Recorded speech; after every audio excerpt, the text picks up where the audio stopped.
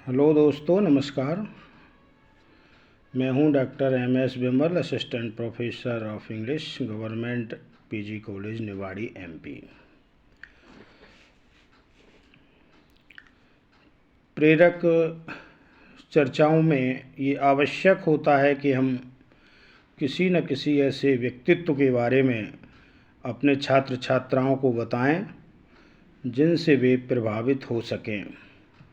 इसी श्रृंखला में आज मैं बात करूंगा ऐसी शख्सियत के बारे में जिनके सानिध्य में मैं 8 वर्ष रहा।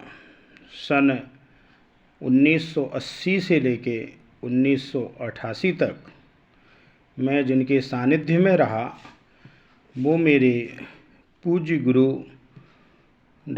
श्री मुकुट बिहारी लाल दोहरे जी के बारे में आपको अवगत कराना चाहूँगा। दरअसल अंग्रेजी साहित्य में एक निबंध विधा है। सभी बचपन से ही निबंध लिखते आए हैं और उस विधा के अंतर्गत एक महान निबंधकार हुए हैं चार्ल्स लैम्ब। चार्ल्स लैम्ब का एक निबंध है, ऐसे है, the old and new school masters. The old and new school masters में उन्होंने बताया है कि पुराने टीचर्स कैसे होते थे और वर्तमान में टीचर्स कैसे हो रहे हैं। उस निबंध के डिटेल में मैं नहीं जाना चाहूँगा, सिर्फ प्रसंग के लिए लिया है कि वो ओल्ड टीचर्स में श्री मुकुट बिहारी लाल दोहरे जी का नाम एक है जिनसे मैं बेहद प्रभावित हूँ। 1980 और 88 के बीच में जो दौर रहा वो दौर पढ़ाई लिखाई का दौर था। विद्यार्थी अनुशासित होते थे, शिक्षक कर्तव्यनिष्ठ होते थे, पढ़ाते थे, उनका ध्येय था पढ़ाना और सिखाना। मध्य प्रदेश के भिंड जिले में अकाहा गांव का नाम इस श्रृंखला में अग्रणी पंक्ति में रहा है, जहां पर शासकीय माध्यमिक विद्यालय है। उस गांव के विद्यालय की लोक प्रतिष्ठा आज भी लोगों के होठों पर रहती है। मध्य प्रदेश और उत्तर प्रदेश की सीमावर्ती क्षेत्र से जुड़ा हुआ ये अका ग्राम उत्तर प्रदेश के इटावा जालौन से लगा हुआ है। भिंड जिला मुख्यालय से 20 किलोमीटर की दूरी पर पुलावली पांडरी रोड पर स्थित है अकाहा ग्राम, जहाँ पर अनेक विद्यार्थियों ने शिक्षा ली। कुछ जालौन ज़िले से आकर, कुछ इटावा ज़िले से आकर और क्षेत्र के आसपास के विद्यार्थियों ने तो शिक्षा ग्रहण की ही है। बड़ा नाम है अकाहा विद्यालय का, या यूँ कहें कि बड़ा नाम रहा है अकाहा विद्यालय का, जहाँ से मुझे भी सौभाग्य मिला प्रारंभिक शिक्षा ग्रहण करने का। तो यहाँ पर श्री मुकुट बिहारी लाल दोहरे, जिन्हें अक्सर MBL दोहरे के नाम से जाना जाता रहा है, के सानिध्य में मैं कक्षा 1 से लेकर 8 तक रहा। पढ़ाई की, एडमिशन हुआ, पहली दहलीज देखी विद्यालय की, तो वही एक चेहरा जो आज भी मेरे मानस पटल पर विराजमान है, जिनका मैं कोशिश करता हूँ कि पूरा अनुसरण करूँ, उनके व्यक्तित्व का, नेचर का, स्वभाव का। तो इसलिए मैं आज जो बताने जा रहा हूँ वो उन्हीं MBL दोहरे सर के बारे में बताने जा रहा हूँ। तो ग्राम अकाहा में ही उनका जन्म हुआ अकाहा में ही उन्होंने अधिकांश सेवाएं दी शिक्षक के रूप में, और अकाहा में ही वर्तमान में वे निवासरत हैं अपने परिवार के साथ। सन 1989 में जब मैंने स्कूल छोड़ा मिडिल पास करके, उस समय से लेकर 28 नवंबर 2020 तक, यानी कि 28 साल के अरसे में यदा कदा चलते फिरते कभी मैंने नमस्कार की हो, उतने नज़दीक से नहीं मिलने का मौका मिला। 28 साल के बाद 28 नवंबर 2020 को मैंने ये ज़रूरी समझा कि मेरे बेटे की शादी है और शादी में सर को आमंत्रित किया जाए। तो सब सर से मिलने गया। उस समय मिलते ही जब मैंने उनको सादर प्रणाम किया तो उन्होंने मुस्कुराते हुए मुझे बैठने को कहा, नाम लेके पुकारा, आइए मोहर सिंह। तब मैं आश्चर्यचकित हो गया कि 28 साल में कितना बदल गया हूँ मैं, और अभी भी सर मुझे नाम से पुकार रहे हैं।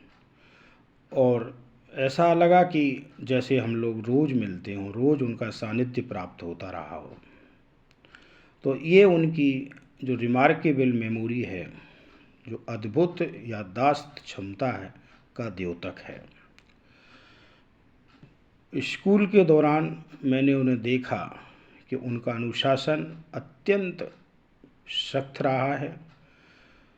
वैसे तो सभी शिक्षक स्वयं अनुशासित होते ही हैं, फिर भी उनकी जो प्रशासनिक क्षमता है उसका भी असर था कि कोई भी शिक्षक अपनी कक्षा नियत समय पर लेते थे और सभी अपने कार्य में संलग्न रहते थे। विद्यार्थी इधर उधर नहीं घूम सकते थे।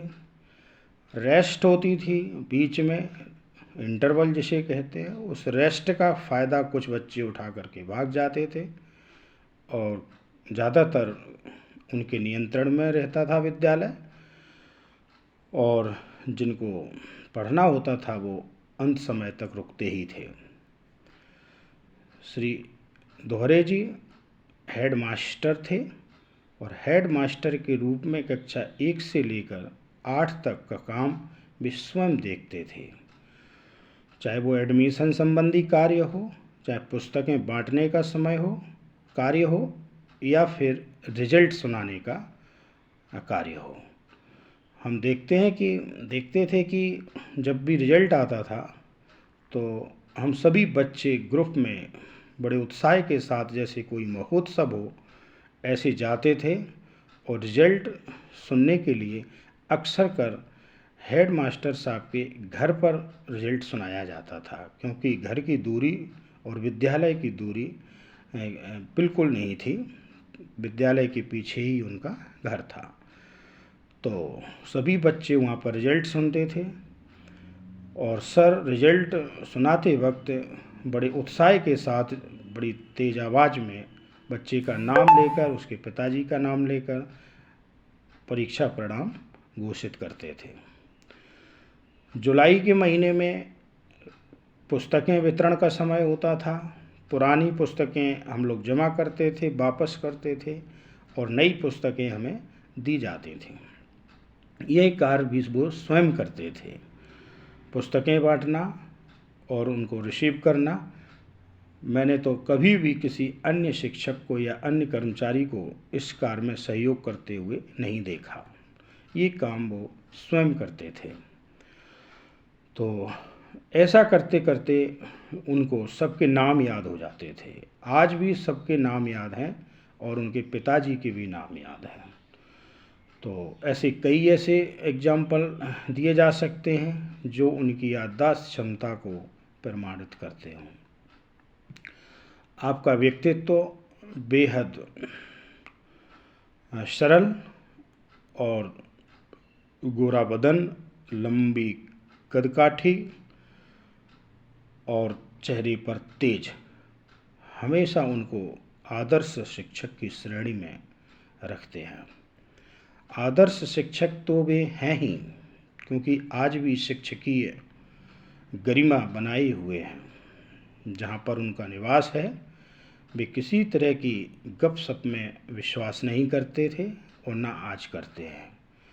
आसपास के गांव में शायद ही वो कभी गए हों, क्योंकि जब उन्होंने बताया कि जब मेरी बेटी के बेटे की शादी में आए तो मेरा गांव बमुश्किल वहाँ से 1.5-2 किलोमीटर की दूरी पर स्थित है, रतनपुर गांव। उन्होंने बताया कि इस गांव में मैं पूरे जीवन में दूसरी बार आया हूँ। तो समझ सकते हैं कि किस प्रकार से, जबकि हर गांव में उनके विद्यार्थी हैं। जो आज मैं हूँ तो मेरी पूर्व जनरेशन यानी मेरी पिताजी की जनरेशन भी उनकी शिष्य रही है। गांव गांव उनका मान सम्मान होता है, सभी लोग उनकी चर्चा करते हैं, आज भी करते हैं। तो एक आदर्श शिक्षक हैं। उनका मूल विषय जो भी रहा हो ग्रेजुएशन के विषय में, उनका तो मैं नहीं जानता, लेकिन उनकी शिक्षा BA B.Ed रही है और संस्कृत उनका ज़्यादा अच्छा विषय रहा है, क्योंकि हमें संस्कृत ही वो पढ़ाते थे। उनके द्वारा पढ़ाई हुई संस्कृत आज भी आती है और उतनी ही संस्कृत मैं सीख सका हूँ जितना उन्होंने पढ़ा दिया, क्योंकि वैसे ही 10वीं तक संस्कृत पढ़ाई जाती है, थोड़ा बहुत 9th और 10th में सीखी होगी। उस समय संस्कृत में सुभाषितानी करके एक लेसन हुआ करता था, पाठ हुआ करता था, जिसमें श्लोक हुआ करते थे।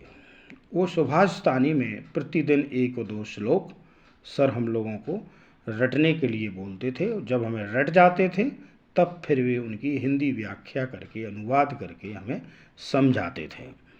तो वो संस्कृत विषय था। दूसरा उनका जो विषय गणित, अंग्रेजी, विज्ञान, सामाजिक अध्ययन, सहायक वाचन, ये सब कुछ पढ़ाते थे। जब भी मौका लगता हम लोगों को कक्षा में आकर स्वयं ही वो पढ़ाने लगते। मैं कह सकता हूँ कि वे ऑलराउंडर थे और ऑलराउंडर हैं आज भी। उनका ज्ञान गणित का, अंग्रेजी का, हिंदी का, सामाजिक अध्ययन का बहुत ही व्यापक था, जो हम लोगों को पढ़ाते थे। तो ये बात तो उनके पढ़ाने लिखाने की रही। प्रशासन उनका बहुत कड़क था। अनुशासनहीनता बिल्कुल बर्दाश्त नहीं थी। कोई बच्चा अगर अनुशासनहीनता करता है तो फिर उसको कड़क से कड़क सज़ा मिलती थी। एक को सज़ा मिलती थी और 100 बच्चे वैसे ही सुधर जाते थे। आजकल के शिक्षकों में ये गरिमा यदि आ जाए तो बहुत अच्छा रहे। उस समय शिक्षक का ध्येय सिखाना होता था और सिखाने के लिए अगर थोड़ा बहुत दंड भी देना पड़ता हो तो वो देते थे, लेकिन उस दंड देने में उनका कोई पूर्वाग्रह नहीं होता था। सिर्फ सिखाने के उद्देश्य से पालकगण भी आते थे तो पूरी तरीके से वो अपने बेटे को या बेटी को कहकर जाते थे कि साहब आपको सारे अधिकार हैं। और कभी भी कोई पालकगण आकर के शिक्षक से बहसबाजी नहीं करता था। तो श्री मुकुट बिहारी लाल दोहरे जी का जो व्यक्तित्व रहा है, उनका परिधान धोती और कुर्ता हुआ करता था। क्रीम कलर का कुर्ता, सफ़ेद धोती, और जो उनका बदन था गोरा, उस पर बहुत शोभायमान होती थी। उन्हें प्रार्थना के दौरान, प्रार्थना नियमित होती थी, प्रार्थना के दौरान कुछ गीत होते थे, वंदे मातरम, जो भी खुद गाते थे तब हम लोग दोहराते थे। वंदे मातरम हो और दया करदान विद्या का हमें परमात्मा देना, ये गीत बड़ी लय के साथ सर गाते थे, जिसको हम लोग दोहराते थे। मुझे तो वे आज भी कंठस्थ याद हैं। तिरंगा जी गीत, झंडा विजयी विश्व तिरंगा प्यारा, झंडा ऊंचा रहे हमारा, ये झंडा के वक्त 15 अगस्त 26 जनवरी के दौरान वे स्वयं तेज आवाज़ में बड़ी लय के साथ अच्छी ध्वनि में गाते थे, जिसको हम लोग दोहराते थे। तो ये चलन था, यह एक ऐसा रूटीन था सर का कि जो क्लासरूम टीचिंग से ज़्यादा वे हमें अन्य ज्ञान से भी परिचित कराते थे। सर्वांगीण विकास उनके मन में था कि विद्यार्थी का हो। 26 जनवरी और 15 अगस्त को झंडा वंदन होता था, झंडा फहराया जाता था, जैसा कि आज भी ऐसा होता है। उस दौरान गांव के ही मूलचंद पिपरोलिया दादा को अवश्य आमंत्रित किया जाता था। मूलचंद जी जो नेताजी थे, मुखिया कहलाते थे। मुखिया जी बहुत अच्छे भाषण देते थे, अच्छे मोटिवेट करते थे। मुझे पहली बार पता चला था कि 26 जनवरी को गणतंत्र दिवस कहते हैं और 15 अगस्त को स्वतंत्रता दिवस कहते हैं। गणतंत्र दिवस का क्या महत्व है, संविधान क्या है, डॉक्टर बाबा साहब अम्बेडकर का संविधान निर्माण में क्या योगदान रहा, ये सब पहली बार अकाहा ग्राम से ही पता चला था, और वो मुखिया जी के भाषण से।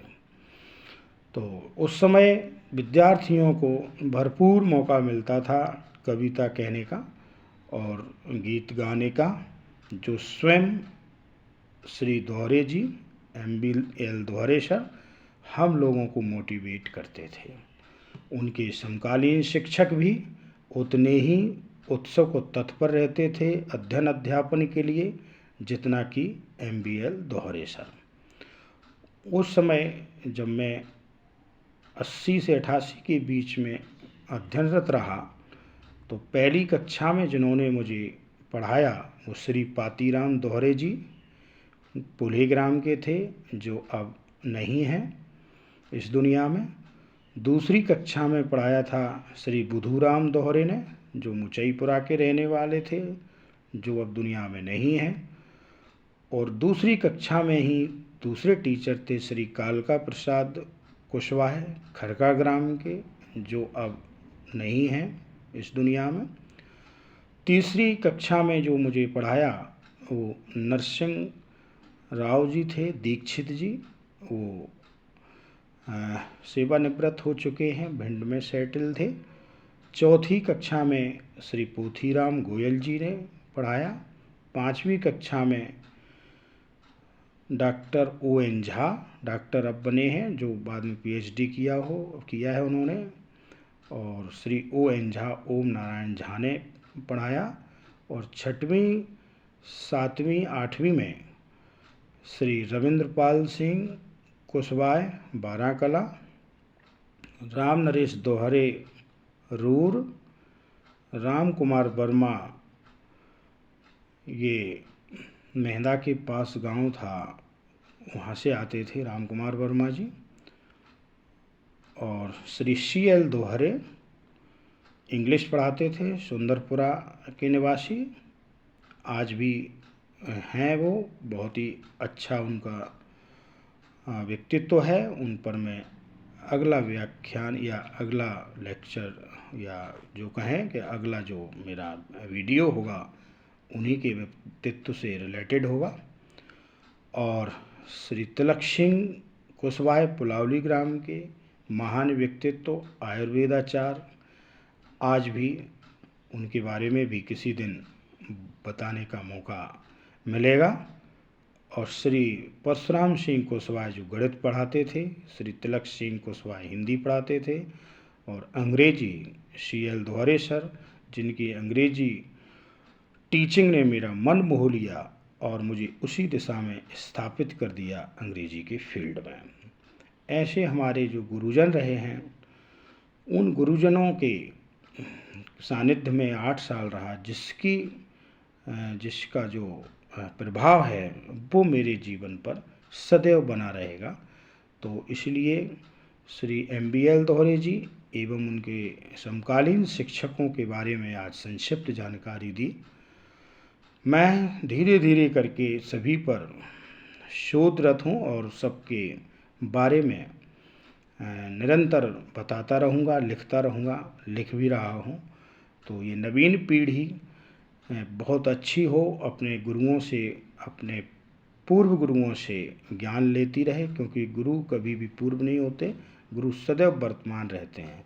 मैं अपने गुरुओं को सदैव स्मरण करता हूँ और जब भी मौका लगता उनसे मिलने का प्रयास करता हूँ, कुछ सीखने का प्रयास करता हूँ।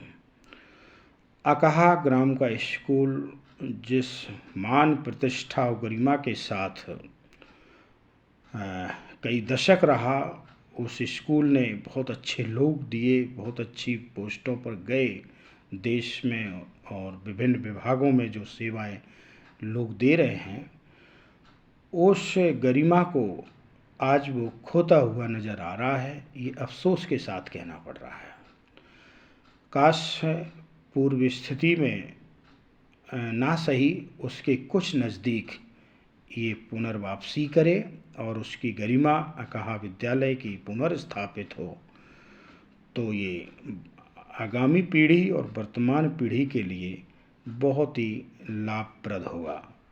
श्री MBL दोहरे जी के अनुभवों का लाभ गांव समाज और वर्तमान शिक्षक गण ले सकते हैं, क्योंकि वहीं विद्यालय है और वहीं पर निवास है मेरे पूज्य गुरु श्री MBL दोहरे जी का, जहां वर्तमान शिक्षकगण उनसे मिलकर उनको विद्यालय में आमंत्रित कर बहुत सारे अनुभवों का लाभ ले सकते हैं और विद्यालय अपनी पुनर्बहाली की ओर बढ़ सकता है। तो आज इतना ही। मैं प्रणाम करता हूँ अपने सभी गुरुओं का, MBL दोहरे सर का, और उनके व्यक्तित्व, उनके स्वभाव का सदैव अनुसरण करता रहूँगा। धन्यवाद। शुभ प्रभात।